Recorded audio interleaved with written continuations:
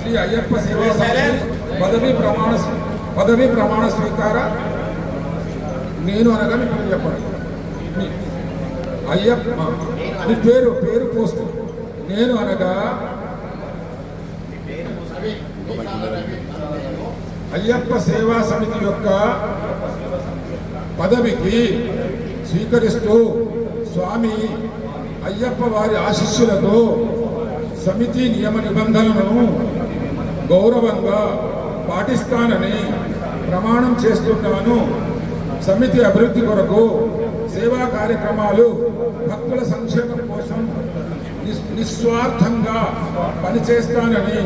గౌరవ సభ్యులందరితో ఐకమత్యంగా వ్యవహరిస్తానని,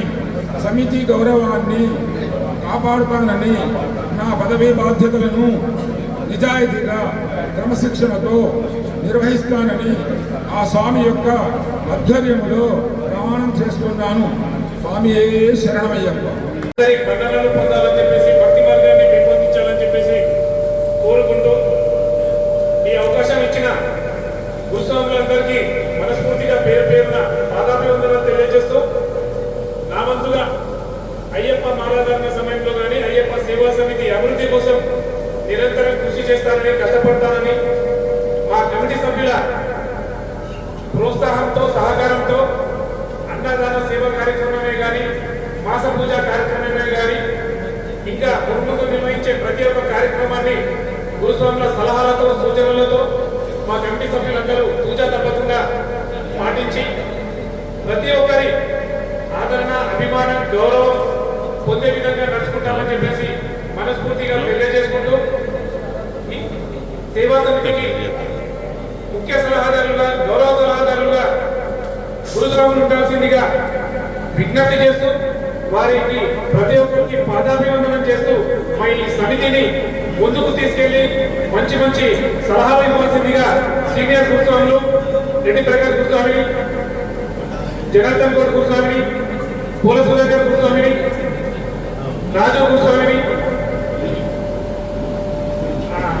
దత్తన గురుస్వామిని, మసాలా సత్యనారాయణ గురుస్వామిని, సిఎస్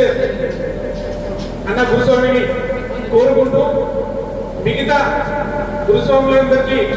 విజ్ఞప్తి చేస్తూ, ఇంకా కొంతమంది సూచనలు సలహాలు తీసుకొని, అలాగే గంట విప్లవన్న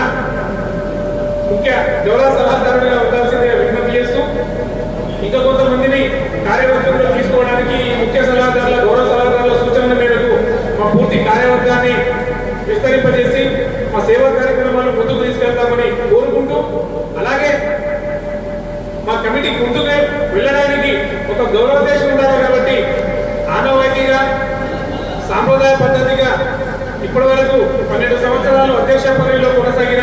అధ్యక్షుడిని గౌరవాధ్యక్షుడిగా స్వీకరించాల్సిందే మనస్ఫూర్తిగా కోరుకుంటూ,